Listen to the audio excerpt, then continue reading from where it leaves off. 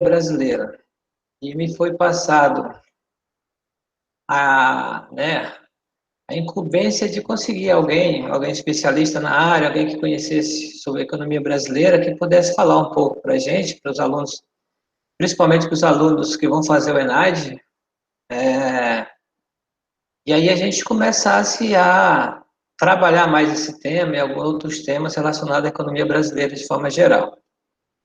E aí eu fui atrás, obviamente, onde eu fui, a pós-graduação que eu fiz foi na Unicamp, e conversando lá, hoje tem um ex-aluno nosso, que é o Pedro Cavalcante, né?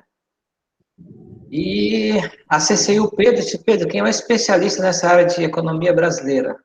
Aí o Pedro me trouxe aí 3 pessoas, e a gente foi selecionando, e um deles é o Fagner, né, que é o nosso professor da aula de hoje. O Fagner é economista, graduado da UFOP, tá certo? Fez mestrado da Unicamp, no Estudo de Economia da Unicamp, e atualmente ele está fazendo doutorado lá no CDPLA da UFMG. E como disse o Pedro, né, que tem um pouco mais proximidade com o Fábio, né, o Fagner, ele conhece muito de economia brasileira, muito de história econômica, e vai contribuir um pouco com a gente sobre algum tema, um tema da aula de hoje que ele vai apresentar já já. Sem mais delongas, Fagner, por favor, se faltou alguma apresentação, qualquer coisa me corrija. Né? Boa aula. Obrigado.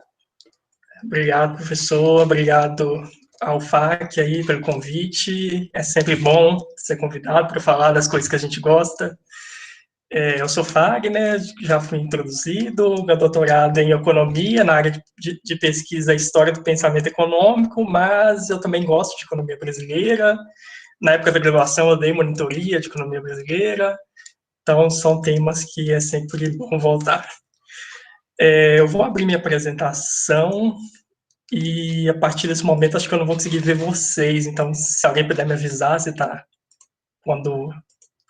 estão enxergando, tudo bem. Ok.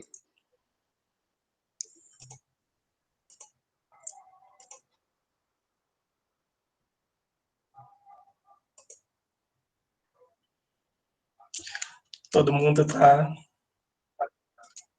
Sim, já está aparecendo na tela. Já. Então é isso. O tema da aula ficou combinado com nós 3, dividimos em períodos diferentes. O Pedro me contou que essa aula seria para a questão da prova do ENAD, e eu dei uma olhada nas provas e eu vi que questões que caem com frequência são os planos da ditadura, então eu preparei uma aula sobre a economia da ditadura, que eu estou chamando aqui de o segundo ciclo expansivo da economia brasileira. É um certo grupo de autores, vamos falar em ciclos expansivos, tratando o primeiro como plano de metas, no JK, e o segundo, que a gente chama de milagre econômico, mais precisamente 67 até 73, na economia brasileira. Então, é mais ou menos entender esses primeiros planos da ditadura e qual foi a base no fundo deles. Eu vou apresentar e qualquer dúvida, interrupção, pode me falar que eu estou ouvindo com vocês. O roteiro da apresentação, um pouco, que é olhar os antecedentes desses planos, dos primeiros planos da ditadura militar, passando pelo primeiro plano, que é o PAEG, Plano de Ação Econômica do Governo, mais para frente eu detalho melhor essas questões. Em sequência, o primeiro plano de desenvolvimento, como eu disse, 67, 74, que ficou conhecido como milagre econômico. Na verdade, ele de 69, 74, 67, a 69 ainda não é o plano. E discutir alguns resultados, as distorções, os problemas desse milagre econômico. O pano de fundo dessa aula, para ilustrar um pouco aqui para vocês essa questão, pensando ainda na ideia dos ciclos expansivos da economia brasileira. Então, a ideia é que eu começo com 61 ali, já é o fim do plano de metas, então o fim do governo Juscelino Kubitschek. 62, para quem não sabe, é o período exatamente quando a economia começa a declinar.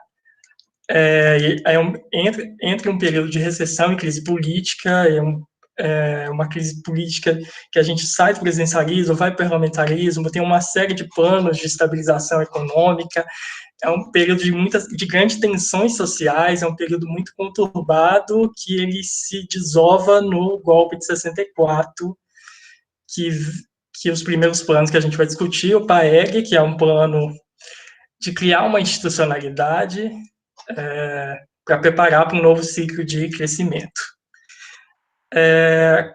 Ainda sobre o pano de fundo, esses são os governos, eu deixei de lado para ficar mais fácil. O primeiro é o Castelo Branco, que vai ser o PAEG, depois o Costa e Silva, e o Médici, que é o primeiro PND, e o Geisel já é uma saída desse ciclo, já é um período de crise internacional, do choque de petróleo, uma volta da inflação, já é um período de saindo desse ciclo, desse segundo ciclo expansivo.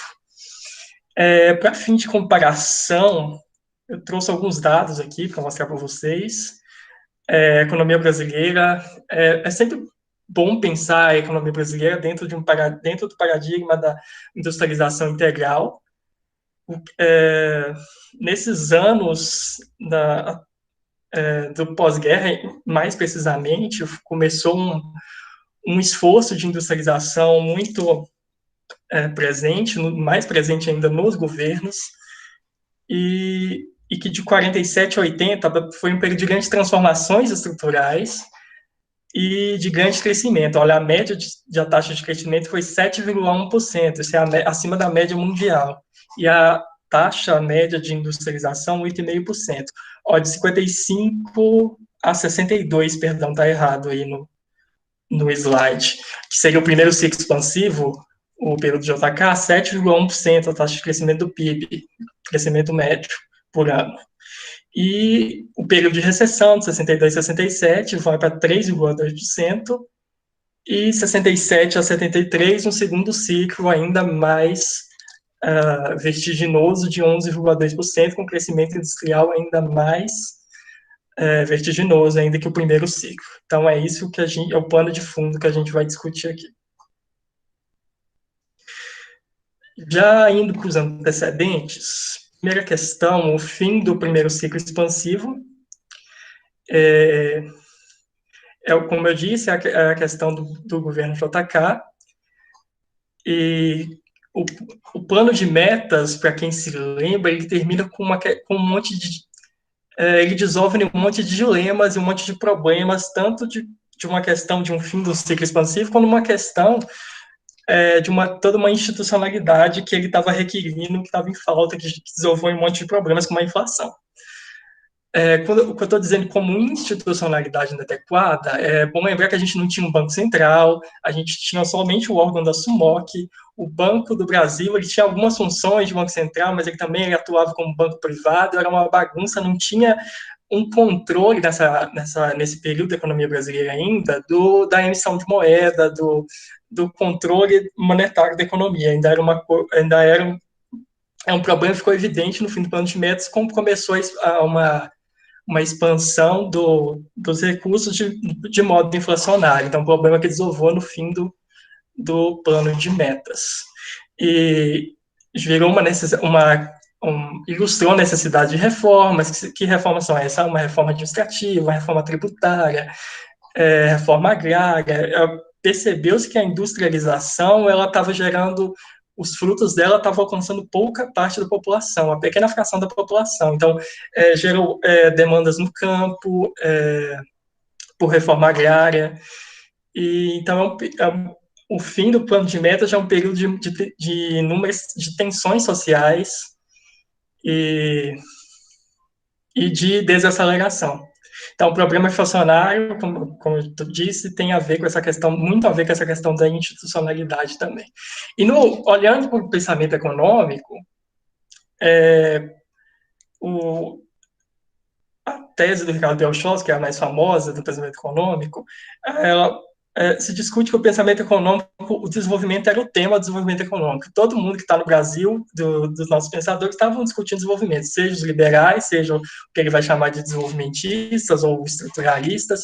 Então, era o tema, e nos anos 60, tinha uma percepção de uma crise do desenvolvimentismo, e começou a surgir teses estagnacionistas, de limites do processo de industrialização. Então, além de um período de recessão, não era só no Brasil, era na América Latina. A taxa de crescimento da América Latina foi de 0,4% ao ano nesse período de 60 a 64. Então, tinha uma imagem de que a gente passou por esse ciclo, encontrou limites, e esses limites só seriam abertos a partir de reformas estruturais na estrutura do Estado e na estrutura produtiva. E a principal reforma era a reforma agrária, era mais demandada nesse período. Ainda nos antecedentes, esse período de recessão, depois do governo de JK, de crise política, é um período que a inflação volta, aparece a desigualdade, a miséria, a gente tem uma urbanização desenfreada, é quando começam também a surgir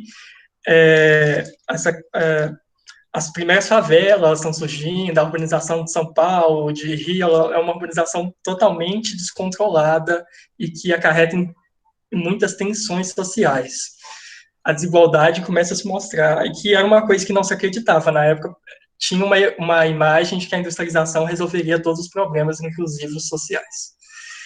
E houve uma série de planos de estabilização, que todos fracassaram e aumentavam ainda mais a recessão, prolongavam ainda mais, e o último dos planos foi o plano do primeiro-ministro do Planejamento, o Celso Furtado, e esse plano, no primeiro momento, ele tinha um receituário de estabilização, de políticas monetárias contracionistas, mas no segundo momento era para fazer essas reformas estruturais tão demandadas, reforma agrária, tributária, política, administrativa, etc.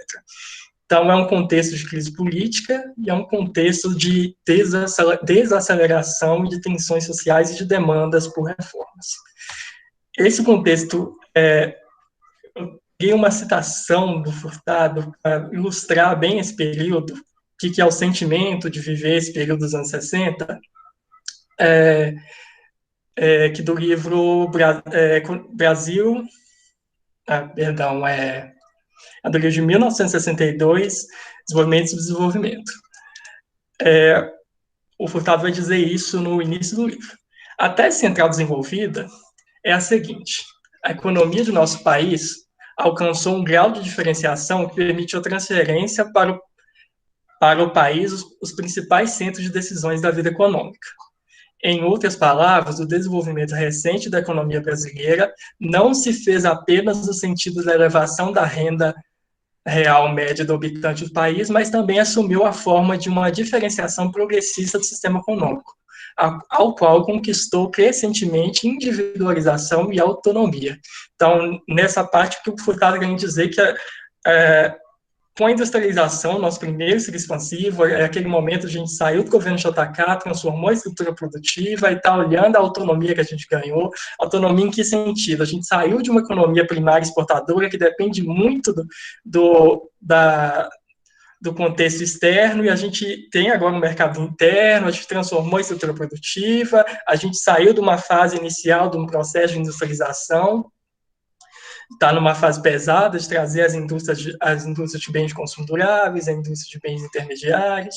Então, esse é o contexto. E seguindo a citação, como decorrência dessa modificação estrutural, aumentou grandemente a eficácia de nossas decisões no plano de política econômica. Se no passado não podíamos mais que perscrutar as tendências da economia internacional como quem perscruta o tempo para defender-se de um vendaval, hoje estamos em condições de tomar as decisões mais fundamentais concernentes à atividade econômica do país.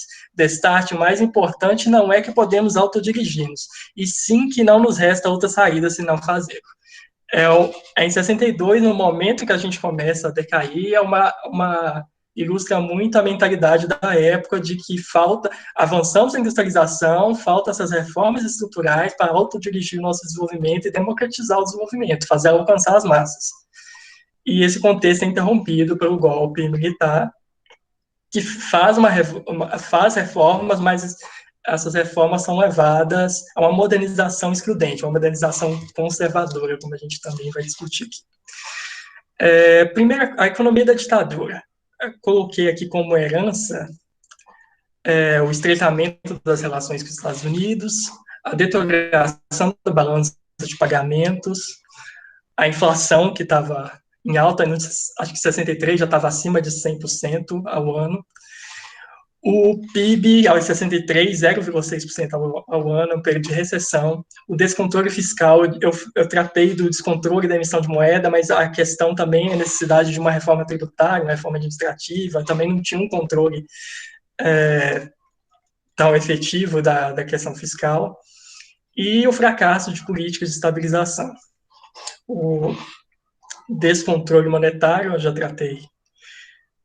Então, o primeiro governo da ditadura é o governo do Castelo Branco, e o plano que ele vai praticar é o plano de ação econômica do governo, e o ministro da Fazenda, Otávio Bulhões, é o da foto de cabelo branco, e o ministro do Planejamento, que sucede o Celso Furtado, que precisa se exilar, ele foi listado no ato institucional número 1, precisa se exilar. O próximo é o Roberto Campos. Então, para quem conhece, são duas mentes do pensamento liberal aqui brasileiro. E o plano de ação econômica do governo, ele tem por objetivo, está listado no plano isso daqui, acelerar o desenvolvimento econômico interrompido de 62, conter o processo inflacionário, atenuar desníveis setoriais e regionais, correção dos déficits da balança de pagamento, problema da capacidade de importar, e implementar política de distorção salarial. Então, no primeiro momento, esse plano buscou fazer ainda políticas de estabilização, mas muito rápido se deram conta que não conseguiriam conter a inflação sem fazer reformas estruturais, sem ter um banco central e uma institucionalidade que desse conta de meios não inflacionários de emissão de moeda. E, então, o primeiro momento foi um momento de reformas também. O diagnóstico da inflação, feito pelo ministro do Bulhões, foi para conter a inflação, deveria passar por uma mudança do cálculo salarial. Então, era necessário para ele uma política salarial. O diagnóstico da inflação, a causa da inflação foi dada pela expansão dos meios de pagamento, os salários não acompanhavam a produtividade, descontrole fiscal. Então, é um diagnóstico da economia do mainstream. Ele olhava para a economia com o olhar da política monetária, da teoria monetária, teoria quantitativa da moeda, perdão. Ele olhava como uma inflação de demanda. E uma das questões do salário foi resolvida, no modo dele, por uma política salarial. E é um dos temas que é muito tocado nessa primeira período da ditadura, é o arroxo salarial. Então, vamos entender o que foi esse arroxo salarial. O arroxo salarial vem de uma reforma salarial que ela expulsa acaba com os sindicatos e acaba com qualquer negociação direta do trabalhador, proíbe greves, destrói sindicatos e colocaria no lugar um reajuste que seria responsável pelo reajuste salarial dos trabalhadores. E as normas dessa política foram, primeiro, vincular o salário à produtividade, segundo, restabelecer o salário real dos últimos 24 meses e pegava o salário médio, e o terceiro, reajustes anuais, ia ter um indexador. Então, quando chegava o fim do ano, havia um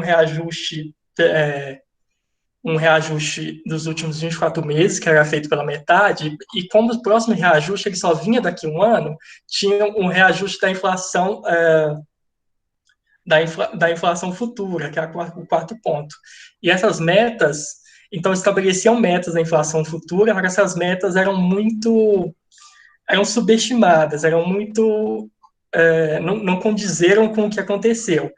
Então,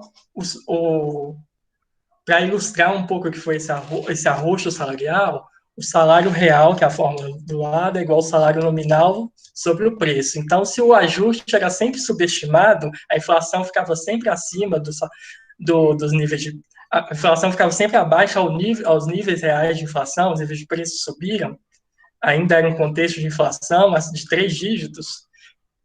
Então, o salário médio era reajustado, mas os níveis de preço subiam. Se os níveis de preço subiam, o reajuste não dava conta, o salário real caía. Então, isso provocou o que a gente chama na literatura de arroz salarial. E em 65 houve uma perda real do salário de 18%. Então, foi um ajuste muito rígido.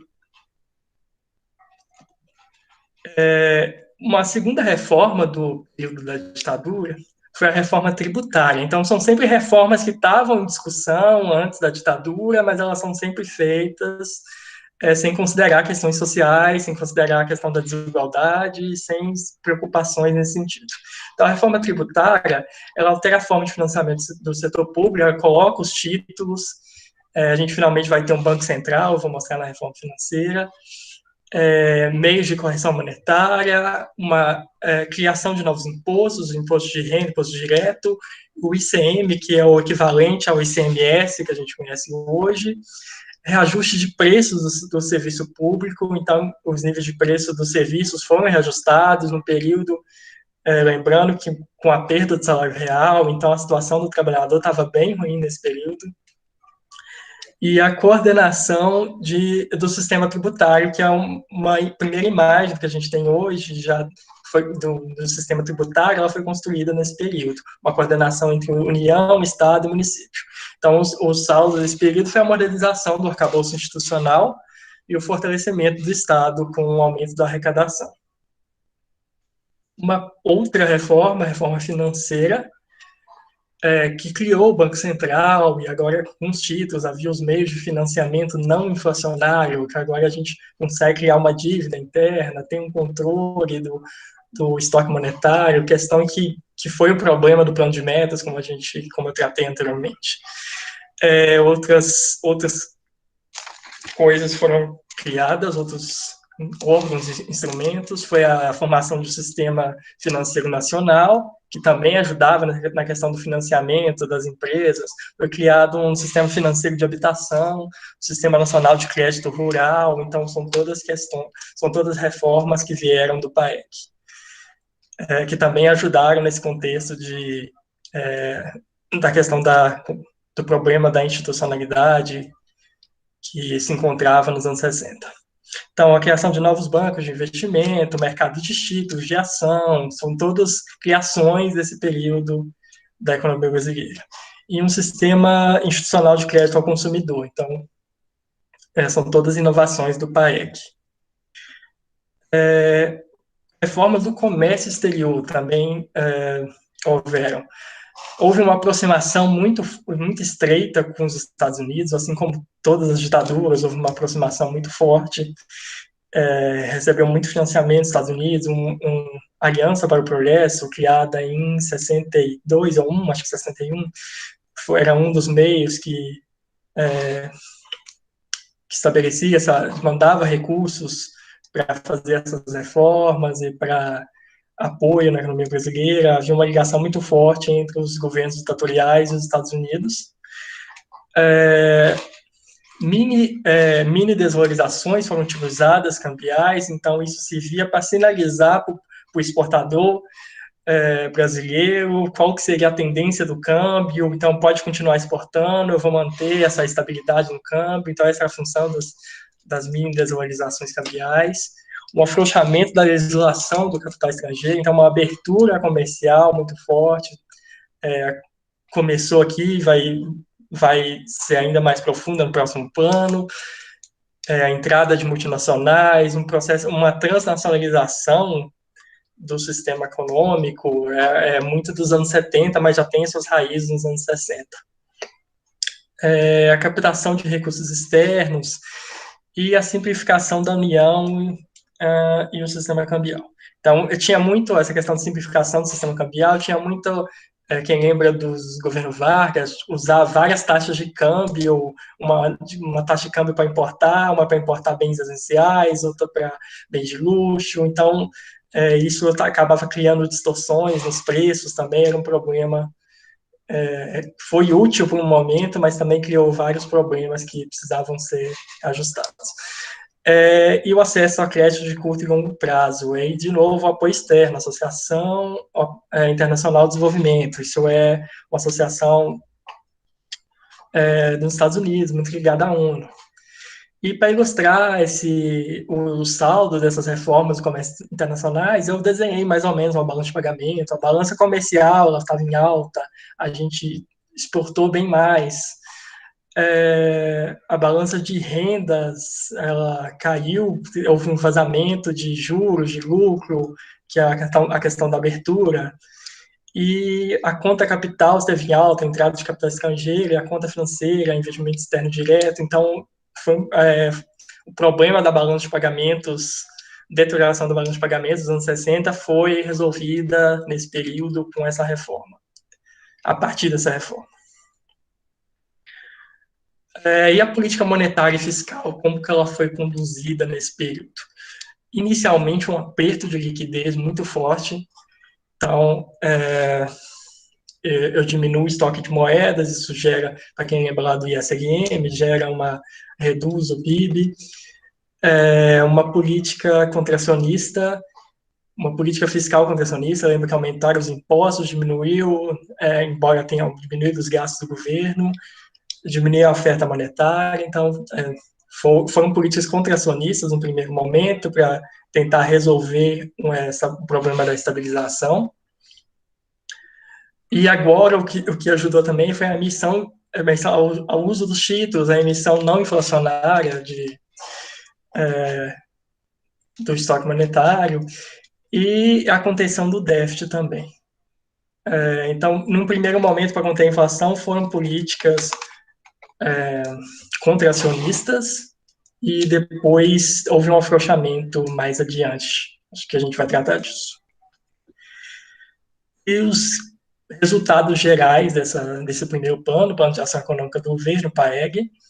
Primeiro, uma política salarial, mas reformas institucionais aumentaram a eficiência da máquina pública, e também, por outro lado, gerava a marginalização da força de trabalho. A situação da força de trabalho foi agravante nesse período. E conteve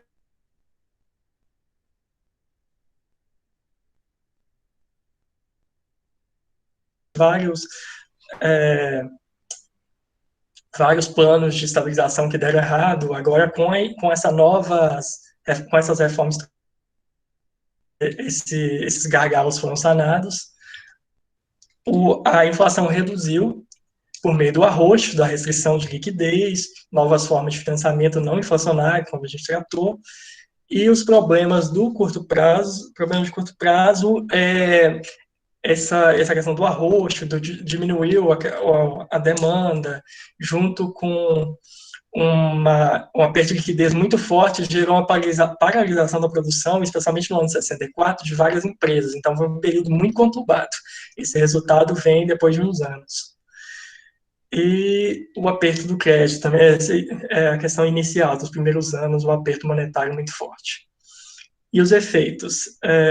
O problema social foi deixado de lado, a concentração da renda foi novamente seguiu a tendência à concentração, e agora com o arroz salarial se intensificou ainda mais, miséria, desemprego, isso continuou na realidade brasileira. Então, criou toda uma institucionalidade que viabilizou, que a gente vai ver, um novo ciclo expansivo, o nosso milagre econômico. No que se refere à reforma agrária, as medidas distributivas eram demandas dos anos 60, foram apagadas, deixadas de lado, criminalizados sindicatos, então não tem mais essas discussões de reforma de base, foram apagadas com o golpe militar. O segundo governo e o terceiro, que é o primeiro, Costa e Silva, de 67 e 69, e o próximo é o Médici. A gente tem uma troca no ministro da Fazenda, Elvio Delfim Neto, e do planejamento, até 67, 68 é o Beltrão e 69 é o Veloso. Sobre a herança deixada pelo PAEG, foi a herança de reformas estruturais e salarial e o saneamento da máquina estatal. Então, quanto às características desse ciclo expansivo, o primeiro PND, que ele é mesmo no governo do Médici, então, essa primeira fase de 67, que eu estou colocando de 67 a 70, está errado aqui, foi um período de crescimento médio de 10%, e a base foi utilizar a capacidade ociosa da economia brasileira. Esse foi o primeiro movimento. O segundo teve um crescimento ainda mais intensivo e foi puxado especialmente por investimentos da indústria da transformação. Para quem não sabe, a indústria da transformação é a indústria mesmo. Quando eu tiro a construção civil, o que sobra da indústria de mecanização, bens de consumo duráveis, bem intermediário, isso é a indústria de transformação. Voltando à questão da inflação. É uma questão importante aqui para entender o período do milagre, foi o diagnóstico do Delfim Neto para a inflação. Primeiro, a inflação, o Delfim considerou, olha, tem uma inflação de demanda, tem uma inflação que é de custo. A inflação de demanda, o PAEG resolveu ali do jeito dele que a gente viu, que é o arroz salarial, especialmente, o perda de liquidez, mas restava uma inflação de custo. A hipótese dele é que a inflação atual da economia brasileira era a inflação de custo. E o objetivo era aproveitar a capacidade ociosa, com isso resolver a questão da inflação de custo. O custo, ele vai analisar que no período estava associado muito a taxas de juros muito elevadas, que geravam um alto custo de investimento que recaía para os preços. Então, quando o juro estava... quando eu reduzia a taxa de juros, eu errei a seta ali, o Rzinho, era para estar para baixo, eu também consigo reduzir os custos. E quando eu aumento o consumo, que é o C maiúsculo que eu coloquei, eu vou aumentar o PIB. Então, essa foi a estratégia dele. Então, quando eu ocupava a capacidade ociosa, eu conseguia baixar os custos de escala, o custo médio reduzia. Então, a questão era eu conseguir resolver o problema dos juros, que era muito alto, eu conseguia gerar incentivos para aumentar a atividade econômica, e com isso eu conseguiria aumentar o consumo e aumentar o PIB ou a redução dos custos transmitidos para os níveis de preço. Então, o resultado desse processo foi a queda da inflação, também pelo resultado do custo da pressão salarial já tinha sido contido, e eu coloquei os dados abaixo de capacidade ociosa para mostrar como ela foi preenchida nesse período. Em 67 estava 76%, em 71, 93%, em 73, 71 a 73, perdão, tá? Eu errei o ano aí, chegamos a 100% da capacidade ociosa. Então, foi uma estratégia que deu muito certo, né, do governo do Costa e Silva. Quais medidas foram utilizadas? Primeiro, o controle da taxa de juros, como a gente diz, tentar reduzir essa taxa de juros, controlar os preços dos insumos, os preços dos produtos selecionados. 68 a 70, ainda políticas contracionistas para atacar a inflação, mas sem conter a demanda. Então, ela foi bem mais branda. E a inflação corretiva ainda não se sustentava. Então, e também uma questão de um cuidado com o setor agrário, de assegurar a oferta de alimentos, porque o componente inflacionário estava muito ligado à questão dos alimentos. Ainda hoje, né? Sempre está. Então, o que foi o primeiro PND? Foi depois desse primeiro momento de diagnóstico. PND do governo Médici, 69. O que está escrito no plano? Qual é o objetivo dele? Crescimento econômico promovido pelo aumento de investimentos em setores diversificados, uma diminuição do papel do setor público e estímulo ao maior crescimento do setor privado. Incentivos à expansão do comércio exterior e, finalmente, uma elevada prioridade para o aumento da oferta de emprego e outros objetivos sociais. Isso num contexto que era preciso legitimar um regime ditatorial, porque o período do PAEG ainda era um período de baixo crescimento, um período de desigualdades crescendo, de pobreza, de arroxo salarial. Então, era preciso um novo ciclo expansivo para legitimar esse governo ditatorial. E de onde vieram os recursos? Vieram do BNDE, que é o BNDES hoje, a Caixa Econômica Federal, o Banco do Brasil e outros órgãos financeiros da União. A estratégia foi, novamente, de blocos de investimento, em especial do setor privado, foi uma parceria privado-público. O setor privado, houve programas de promoção de grandes empreendimentos nacionais, chamaram o empresariado para... teve uma relação muito estreita com o empresariado, de propor setores estratégicos a mãos dele, que antes eram do governo, e, ao mesmo tempo, o setor público também atuando com a retomada do investimento governamental. E aí eu destaco o Decreto-Lei 200, que criou estatais, e especialmente hidrelétricas, mas havia um cuidado que o plano queria diminuir o papel do setor público. Não realmente, o grau de estatização ele se manteve, embora teve um aumento uma retomada do papel do Estado mais forte, mas mantendo um grau de estatização. Ainda para o primeiro PND, é um dos principais aí, pontos foi a infraestrutura e construção civil, com a criação do lado PAEG, do Sistema Financeiro de Habitação, que ofertou crédito para habitação, construção de residências, subsidiou a construção civil. Então, a construção civil puxou um pouco a atividade industrial. Então, a indústria é toda conectada. Quando a construção civil ela caminha, ela puxa a indústria pesada gera demanda por bens de capitais, e assim vai. É uma questão da infraestrutura também, a atuação forte do governo, reduzir os entraves para aumentar as exportações do mercado. Aí eu destaco aqui algumas questões da infraestrutura, a Transamazônica foi do período, a Ponte Rio-Niterói, que são as fotos que eu deixei aí, e o destaque para a indústria de bens de consumo duráveis, que aí coloquei a produção de carros, de eletrodoméstico, uma modernização nesse sentido dos padrões de consumo também mais forte nesse período, uma continuidade que estava acontecendo no plano de metas. E quanto à política salarial, lembrando que vinha ainda do período do arroxo, então houve uma reformulação do esquema do arroxo, que estava tendo problemas, que o arroxo debilitou demais a demanda.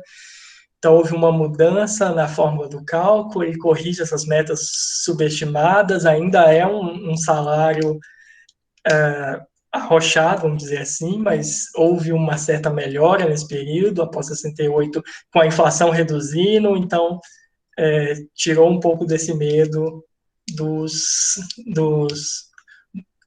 dirigentes da política econômica sobre os salários.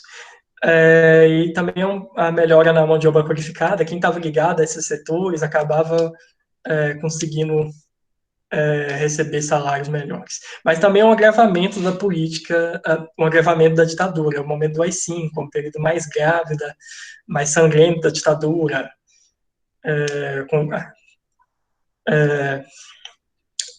Quem não sabe, o AI-5 proibiu o habeas corpus, lançou uma nova lista de pessoas para se exilar, então um período mais obscuro ainda da ditadura militar. Então a questão social ainda era uma questão muito grave nesse período. Quanto ao setor externo, é um período de continuidade da abertura externa, uma aproximação com os Estados Unidos ainda muito forte, um incentivo à exportação e importação de bens essenciais, bens essenciais com máquinas e equipamentos para as novas indústrias que estão chegando, uma queda de tarifas, redução de burocracias, então tem uma reforma no comércio exterior também no Brasil. É um período que também um crescente endividamento externo, as empresas passaram a pegar dívidas do exterior também cada vez mais, isso é mais forte após o milagre, mas começa aqui uma questão de uma dívida externa que estoura bem mais tarde. E Nesse período, a dívida ainda estava um pouco controlada, porque a gente tinha muitas reservas, que na literatura a gente chama de colchão das dívidas. E uma política cambial que seguia a questão das mini desvalorizações cambiais, a questão da infraestrutura, já tratei, a desburocratização, foi um conjunto de reformas aí no período. O crescimento anual das exportações foi 18,3%, para ver a extensão desse período, desse ciclo econômico, a importação 18,5%, importação também é alta, porque é um período de trazer industrialização e cada vez gera mais necessidade de importar, de trazer equipamentos, cada etapa de um processo gera demandas semelhantes. E a conta capital financeira em alta pelos empréstimos e investimentos externos diretos. E no setor agrícola fortaleceu ainda mais o modelo latifundiário da grande agricultura, a mecanização, foi esse período que a mecanização da agricultura estava acontecendo com maior intensidade, teve grandes subsídios para os grandes produtores, isenções fiscais e de juros, e estímulos à exportação. Os principais produtos do período: soja, carne, algodão, açúcar, e a União Europeia foi o principal comprador. Então, foi uma continuidade de um processo de industrialização, mas, ao mesmo tempo, dando muita ênfase aos produtos exportáveis, primários exportadores, que eram eles que iam garantir as divisas para importar os bens e equipamentos.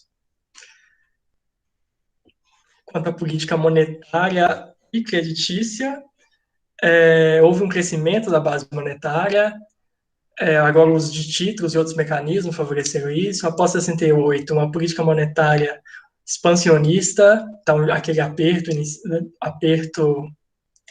de liquidez ocorreu até 67. Um instrumento de política monetária utilizado, as políticas de redesconto, são todas novidades das novas instituições desse período. Isso garante a liquidez para seguir o ciclo econômico. Houve um controle dos juros, o uso do teto da taxa, como a gente disse, a questão do problema dos juros, que estava gerando um custo alto, que estava ligado à inflação. E de 67 a 73, assegura o crédito privado e contém a necessidade do setor público. No campo das políticas fiscais, agora com o governo saneado, com a redução do déficit, crescente arrecadação, houve um aumento da carga tributária, que foi a reforma tributária do PAEG, a criação de holds setoriais, de estatais, incentivos fiscais dados às empresas dos setores chaves e redução da lei similar. A lei similar, para quem não lembra, ela era do plano de metas, onde que uma empresa nacional que afirmasse que desse conta de um tal setor, ela receberia um monopólio daquele setor. Agora é um período de abertura que está sendo feito, uma aproximação dos Estados Unidos, então essa lei similar cai, que é num contexto de transnacionalização e de maior abertura. E quais foram os determinantes do milagre, então? Agora que a gente viu as quais foram as políticas, as reformas que deram base. Então, quais são as condições permissivas do ciclo econômico, que eu estou chamando aqui? O aproveitamento da capacidade ociosa herdada, uma expansão de liquidez real, volumosos blocos de investimento, retorno do investimento privado, setor externo favorável, foi um período favorável no comércio exterior, como a gente viu, o balanço de pagamentos esteve em alta, mas também um período de distorções que o milagre gerou, como a concentração de renda, que eu vou mostrar uns dados mais para frente, a demanda para setores modernos, a indústria de bens de consumo duráveis, ela atendia a uma fração da sociedade, então a demanda ficou cada vez mais concentrada para gerar para essas empresas, concentrou cada vez mais renda, é um fluxo de concentração de renda para gerar demanda para esses novos setores, então houve na literatura de desenvolvimento, a gente chama de um estilo de desenvolvimento marcado pela concentração de renda. E desproporções intersetoriais, atraso de produções, houve muitos problemas nesse sentido. Indústrias de bens de consumo duráveis, grandes investimentos, eles atuam à frente da demanda, então costumam gerar diversos problemas ao longo do processo de industrialização. Alguns dados, só para ter alguma noção: a indústria de transformação, bens de consumo duráveis e bens de capital, é uma comparação do período de recessão para o período do segundo ciclo econômico, é o milagre econômico. Então, olha, a gente saiu de um período da indústria de transformação que estava em queda de 3,5%, foi para 16,7% ao ano, bens de consumo duráveis de 3,1% para 23,6%, e bens de capital de negativo 2,6% para 18,1%.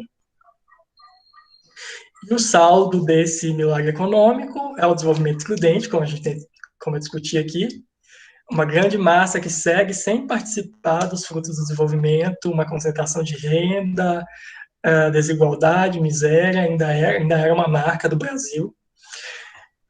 Cumpriu os objetivos de acelerar investimento e inflação. Então, era um milagre em que sentido? Era um milagre que a gente vinha de um período de recessão que freia um processo com altas taxas de crescimento, e acreditava-se, olha, e no pensamento econômico todo mundo acreditava que havia um limite do processo de industrialização, e aí vem o milagre que abaixa a inflação e segue com taxas ainda maiores de crescimento. Então, era um milagre. Então, por isso ficou conhecido como um milagre econômico.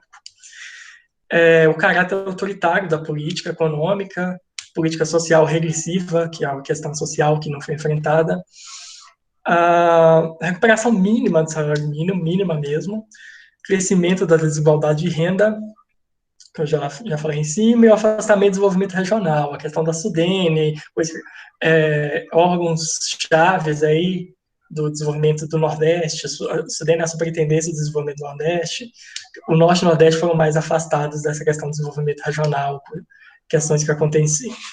E no fim do 73 tem a crise,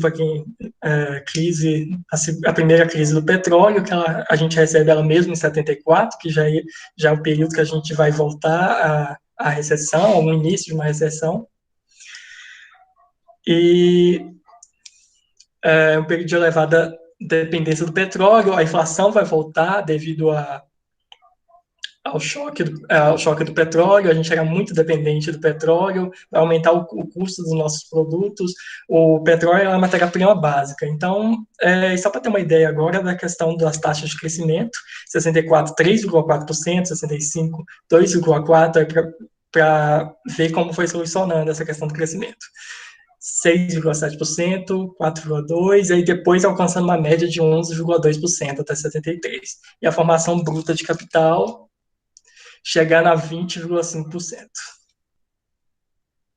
Só alguns dados agora, para ter uma noção aqui, a questão da inflação, ela se reduzindo com os planos especialmente com o PAEG, resultado do PAEG. A dívida externa subindo, como eu tratei acima, a questão de cada vez empresas públicas procurando mais endividamento por fora, por bancos internacionais. E uma citação aqui para entender o que foi esse período. Como se pôde constatar, as distâncias relativas entre os níveis de renda dos brasileiros aumentaram de forma persistente desde o início dos anos 60. Não é por menos que o coeficiente de concentração do Brasil situa-se entre os 10 mais elevados do mundo, considerando os países para os quais há dados comparáveis.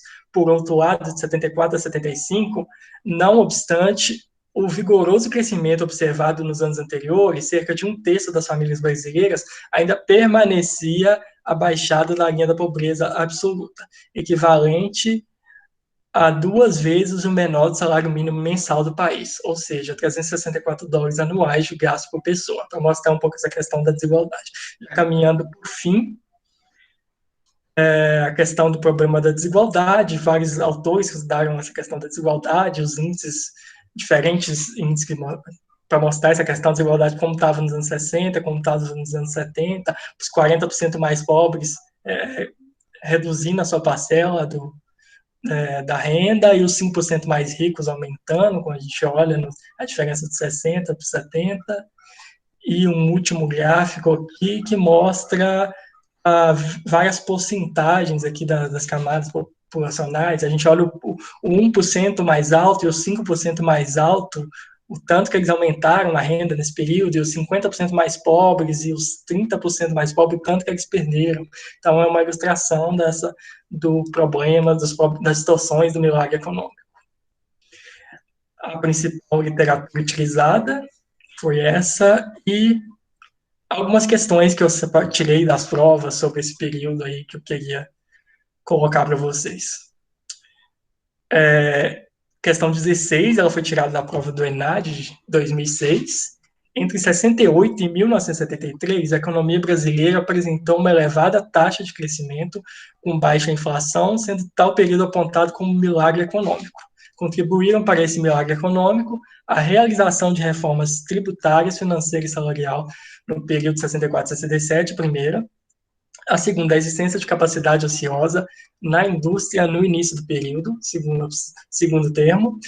Terceira afirmação, a conjuntura econômica mundial favorável em termos de comércio e de financiamento. Então, quais estão corretos? Como a gente viu, houve uma realização de reformas estruturais, então a primeira está correta, a segunda, o uso da capacidade ociosa também está correto, e a terceira, uma conjuntura econômica favorável. Então, a letra E é a correta. E uma segunda questão, no ENAD de 2018, o período entre 68 e 73 foi marcado por um vigoroso crescimento do produto brasileiro, que atingiu a média de 11,4% ao ano, e por esse motivo passou a ser conhecido como o período do milagre econômico. O primeiro Plano Nacional de Desenvolvimento foi estabelecido nesse contexto. Tal crescimento foi facilitado internamente pela ocupação da capacidade ociosa herdada no período anterior. Externamente, foi impulsionado por condições internacionais excepcionalmente favoráveis. A rápida expansão do comércio mundial, o crescimento sincronizado das economias industriais, a elevação dos preços dos produtos primários, a tremenda liquidez do sistema monetário internacional que se observou nesse período determina um quadro extraordinário de crescimento das economias dos países em desenvolvimento. A característica interna do crescimento brasileiro foi a liderança do setor de bens de consumo duráveis, que se expandiu a taxa de 22,9% ao ano, média, no período. Entretanto, se por um lado o setor puxou o crescimento de 68 e 63, por outro, sua rápida expansão relativa ao setor de bem intermediário provocou o crescimento violento do volume de importações desses bens, devido ao descompasso entre a produção e a demanda interna em certos insumos, como aço, petróleo e diversos metais químicos. A partir do texto apresentado, eu avalio as afirmações. Então, a primeira afirmação. O PND articulou investimentos em telecomunicações, transportes, setores que apresentam os principais gargalos para o crescimento, resultaram no esgotamento do milagre econômico. A gente viu o esgotamento do milagre econômico tem mais a ver com o choque do petróleo, o esgotamento de investimentos, e os setores chaves não eram de telecomunicações, então está errado essa primeira. Já vou respondendo, porque eu acho que eu já me alonguei demais. A segunda questão é a restrição externa foi um dos pontos frágeis do crescimento econômico na década de 70, devido ao aumento das importações e o endividamento externo. Fatores que geraram déficits de balanço de pagamento e incapacidade de manutenção de altas taxas de crescimento. Então, no fim essa questão é mais olhar o fim do período do milagre. Então, tem uma questão do endividamento e também tem uma questão da questão externa se agravando. Então, essa é a verdade. E terceiro, o período foi marcado pela pressão sobre a balança de pagamento, gerada pela insuficiente capacidade de oferta de bens intermediários, como aço, petróleo e setores do PND, e ao longo do período a maturação de investimento, do período de maturação de investimentos. Não foram capazes de cobrir a expansão da demanda interna. Essa bem específica, quando a gente conta uma questão desse tipo, eu tratei no final que houve uns períodos de descompasso da demanda, sempre tem que estar à frente, gera problemas na indústria, mas a gente sempre, se eu tenho certeza que a 2 é a certa, a única opção que tem a 2 é a letra D, que tem 2 e 3, ou a C, que tem 2 e 1. A 2 e 1, a 1 eu sei que está errada, então é a letra D. Então é isso. Queria agradecer pela me acompanhou aqui. Muito obrigado.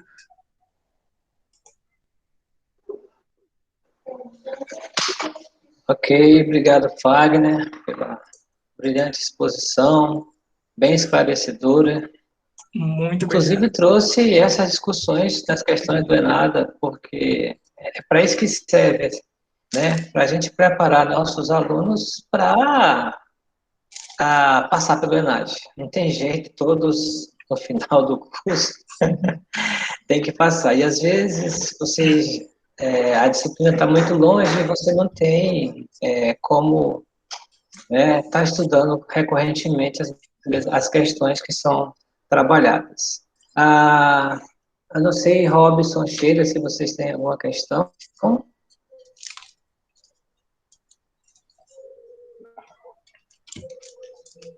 Então, tá boa a apresentação. Eu acho que tem questões, mas a gente considero que a preferência são os alunos, né?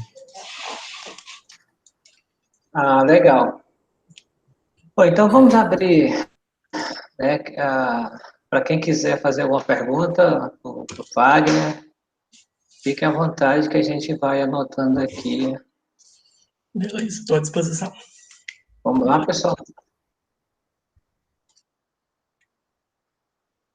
Dúvidas, perguntas? Ou sugestões, Olá, né? Contribuições. vocês conseguem me ouvir? Oi, Larissa. Isso. Eu gostaria de parabenizar. Achei que realmente foi brilhante a exposição do Fagner, né? E gostaria, assim, de perguntar se teria como a gente traçar um comparativo, que eu vi que você colocou a questão do milagre econômico aí nos anos 70, né? Que foi um período que a gente teve altas taxas de crescimento econômico e uma inflação, digamos que assim, meio que controlada, né? E aí teria como a gente traçar um paralelo com o que a gente está vivendo hoje, porque, na verdade, a gente está vivendo um período de recessão econômica, né? E de inflação. Teríamos como afirmar que o que nós estamos vivendo hoje, no ponto de vista econômico e social, é meio que agravante, porque eu vi que também você colocou a questão da desigualdade social, né? Que é algo que é recorrente no Brasil, né? Que se repete ao longo desses anos todos aí. Eu já respondo.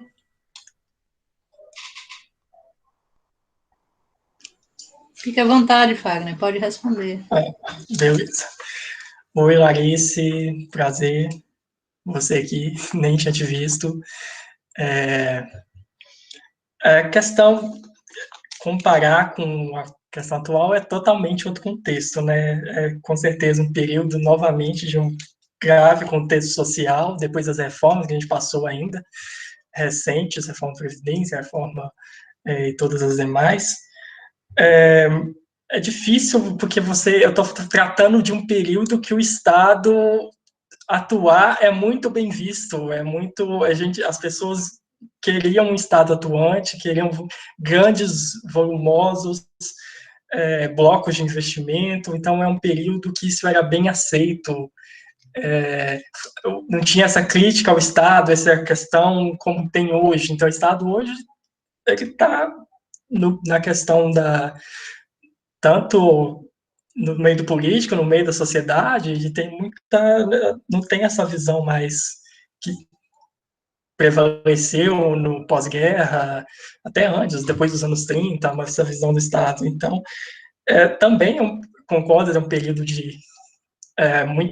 lembra muito o período, essa questão do agravamento social, mas é difícil até a gente pensar nesses termos, porque não temos mais um plano de desenvolvimento aos termos que a gente tinha no passado. Isso não acontece mais, infelizmente. Ok. Muito bem. Obrigada, Fábio. Vamos lá, pessoal. Mais alguém? Tá? Wagner está à disposição. Vamos aproveitar a presença dele. Oi, boa noite. Gostaria de perguntar ao professor Fagner sobre os anos 70, que ele falou, período também de grande endividamento externo, né, que se autofinanciava o Estado brasileiro, e impactado ainda pela crise do petróleo, né, nesse período, e o quanto isso se reflete agora saindo um pouco do contexto, mas nos anos 90, com o aumento da inflação, se tem alguma um desequilíbrio do balanço de pagamentos em geral, né? Se está relacionado esse esgotamento com base na perca de reservas do país, de se autofinanciar e de depender cada vez mais de financiamento externo até hoje, né? E como ele disse, a visão hoje do Estado perdendo cada vez mais esse papel como fomentador, né, de desenvolvimento, e ainda o setor privado ainda muito apreensivo se encabeça ou não esses investimentos. Se podia dar mais essa relação, se ela existe, dos anos 70 aos anos 90. João, é isso, né? João, a questão do endividamento dos 70 é um primeiro momento de endividamento. Esse endividamento é mais das empresas, não é bem endividamento do Estado nesse momento. O que vai acontecer em sequência, a estatização da dívida, o Estado vai comprar essas dívidas, e então tem mais uma ligação para a crise dos anos 80, uma ligação mais forte. O problema que a gente vai ter nos anos 80, quando os juros externos eles vão subir, especialmente em 78, depois mais forte nos anos 80, então a gente vai ter uma política mais agressiva dos países já desenvolvidos, Estados Unidos, subindo as taxas de juros, isso vai impactar muito a gente. Então essa dívida que está começando aqui vai virar um problema grande lá para frente. O Brasil estatizou, aí gerou problema, assim como outros países da América Latina, de ter que pedir moratória, mas países que não estatizaram também tiveram problemas, que aí tem um problema ainda maior, uma quebra generalizada das empresas, do setor, gera um problema ainda maior. Então, problemas do desenvolvimento são questões também que estão exógenas a gente, é um problema de uma relação com o centro capitalista, essa nossa dependência ainda no meio de um processo de desenvolvimento. E na questão da inflação, a inflação, esse é um momento que a gente está meio que resolvendo muitos problemas de inflação, especialmente na questão da institucionalidade que a gente não tinha. A inflação dos anos 90, não sabia dizer onde que tem uma raiz, tem gente que chega a dizer que tem raiz ainda no plano de metas, na emissão, mas eu acho muito difícil dizer isso no ponto de vista da história. A inflação do tipo que chegou nos anos 90 é uma inflação inercial, o problema dos reajustes cada vez mais contínuos, acabou que a inflação do passado ela sempre era puxada para frente, que eu já sabia que vinha um reajuste, foi agravada muito por o fim desses... já é um período de recessão na década de 80, então tudo mais, mas um descontrole da inflação nesse sentido. Eu acho que desse período, assim, o vínculo maior é com a crise da dívida da década de 80. Um início de um problema da dívida externa.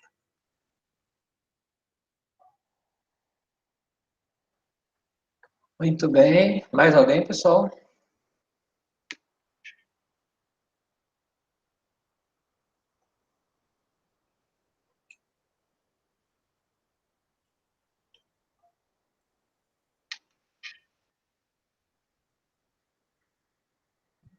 Vamos lá.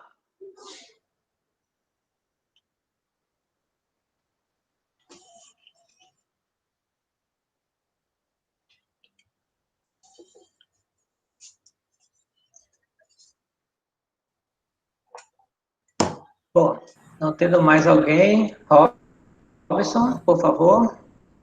Não, eu ia estimular eles, quem fizer uma pergunta vai ter um ponto aí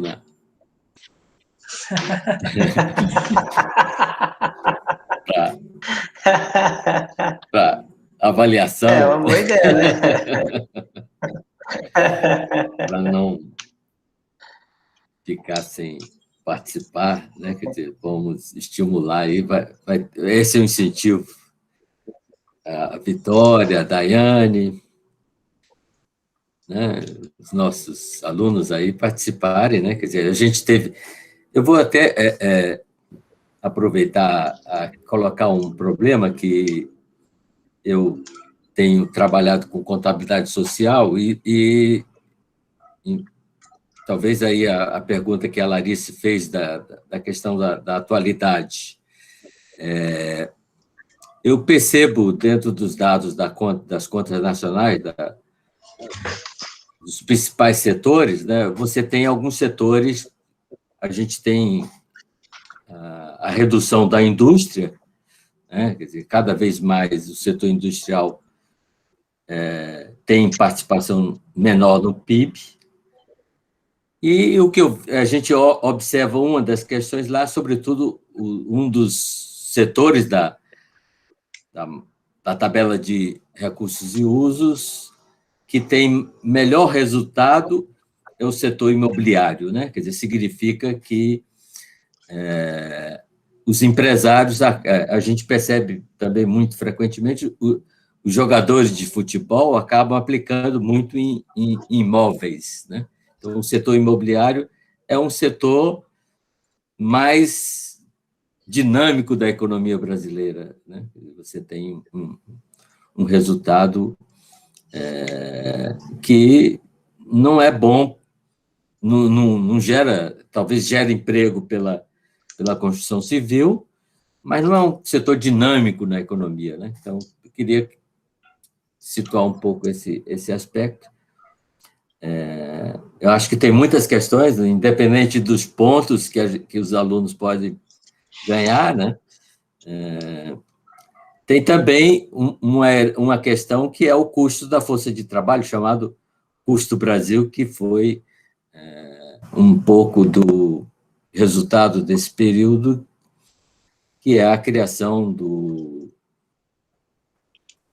FGTS, né? Quer dizer, você ter garantias que mudou no período militar, os militares tiraram a estabilidade e criaram o Fundo de Garantia por Tempo de Serviço, né? Mas isso implica, hoje é uma das questões, muito embora seja uma segurança para o trabalhador, os empresários são fortemente demandantes de redução dos seus custos, né? Quer dizer, talvez a gente tenha questões ligadas, sobretudo aí da não distribuição de renda, né? Quer dizer, esses resultados acabam não beneficiando os trabalhadores, tá certo?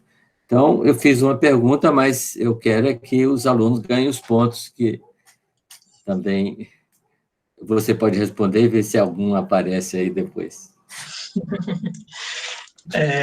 Questão, você falou primeiro da questão industrial.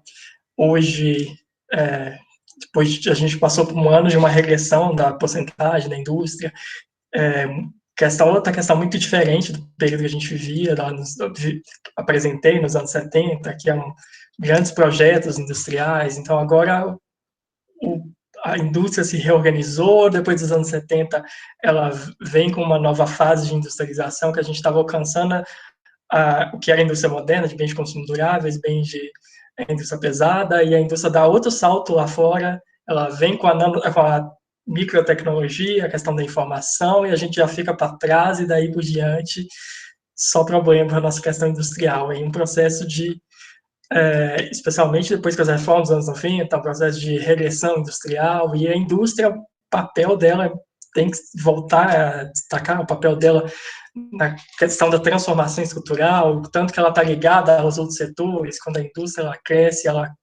ela puxa a demanda de outros setores. Então, o protagonismo da indústria faz muita falta para o tecido industrial aqui que a gente tem hoje na indústria brasileira, com o período que a gente construiu dos anos 70, é o Brasil ficando menos dependente dos ciclos internacionais, ganhando uma autonomia, como eu mostrei na citação lá do Furtado, lá de 62.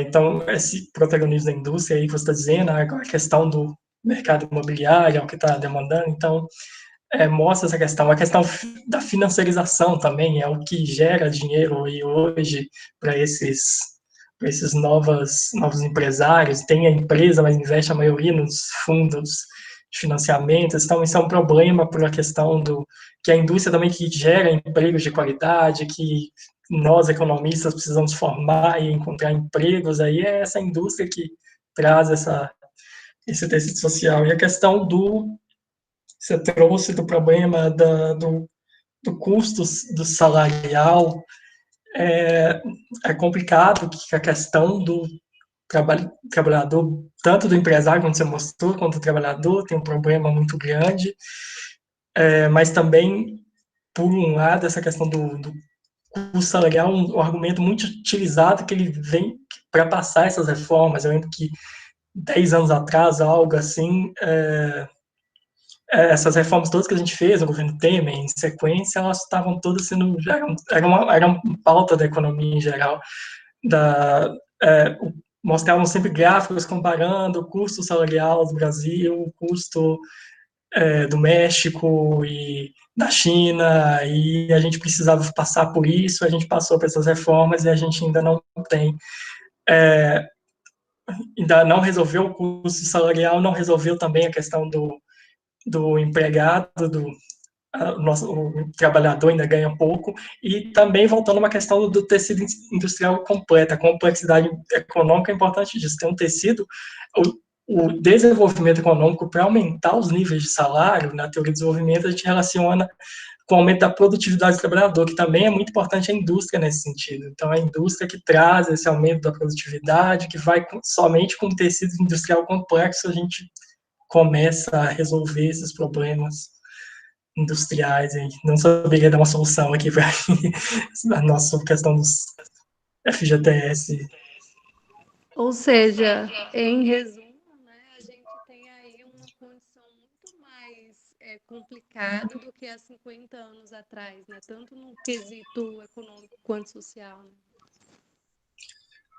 Com certeza. A questão social não diria, mas agora nem o econômico a gente está contando mais, que era uma questão que sim. Nos anos 70 era um otimismo que o Brasil ia alcançar o nível de um país de desenvolvimento, dos países desenvolvidos, e já perdemos essa expectativa. Voltamos para a questão do mito do desenvolvimento, né? Pois é.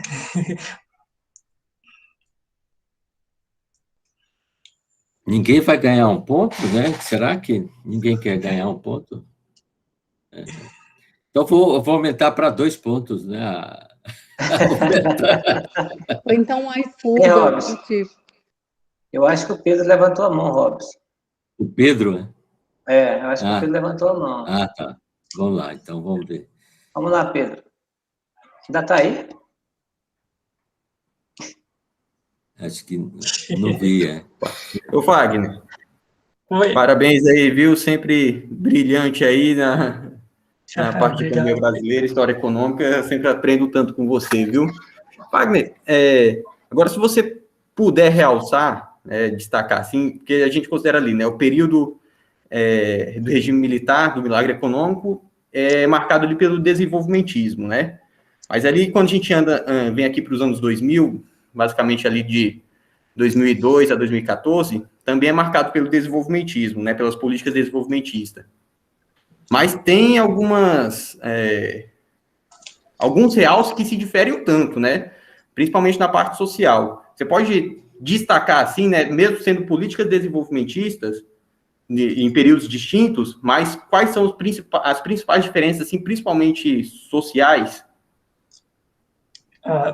Tá, acho que primeiro vamos definir o que é desenvolvimentismo, antes de começar. Desenvolvimentismo é uma ideologia, e que ela é uma ideologia que as pessoas que colocavam o Estado como atuante e que a industrialização ia gerar o desenvolvimento. Então, a partir disso, gerou um monte de políticas anteriores, de blocos de investimentos, que são esses que eu apresentei. E no governo, nos anos 2000, né, governo Lula, um pouco Dilma, teve políticas que dizem desenvolvimentismo, mas desenvolvimentismo acho que se perdeu um pouco aí. Tem uma política industrial, por exemplo, muito fraca, uma política industrial que está ali dando isenções só, não é uma questão de grandes planos de desenvolvimento, então tem um acompanhamento de uma política social mais forte, mas não é a política social que encontrou limitações, ela não tirava das camadas blocos mais altos, ela só tirava do meio, então uma distribuição que encontrou limites. Então, se discute muito no pensamento econômico, é difícil chamar de desenvolvimentismo ali para frente, mesmo nos anos 2002 para frente.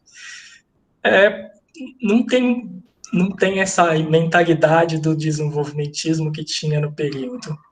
É um período de retomada, dá para pensar o desenvolvimento, mas também com muito restringida, com muitos problemas também.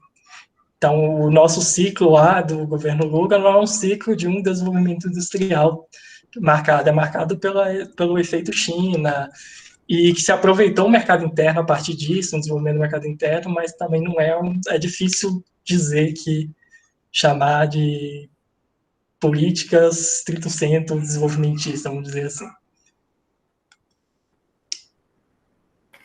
Muito bem. Grato, Fábio.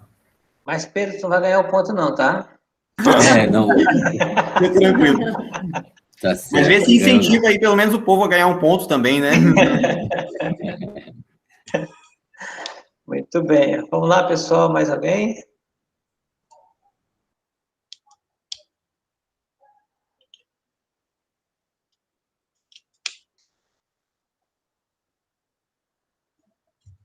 Robson, eu acho que o pessoal tem ponto demais já, mas não estão satisfeitos. Eu acho que eles perceberam a malandragem, porque eu não sou professor de nenhum deles, né? Então, é fake o ponto que eu estou querendo dar. Então, tá certo. O pessoal está muito claro a apresentação do Fagner, né? Foi muito boa. Né? Então, Robson, já aproveitando o pessoal que está na sala, aproveitando o Fagner e os demais, gostaria de convidar todos os presentes, todos os alunos, professores, para prestigiar a aula da semana que vem,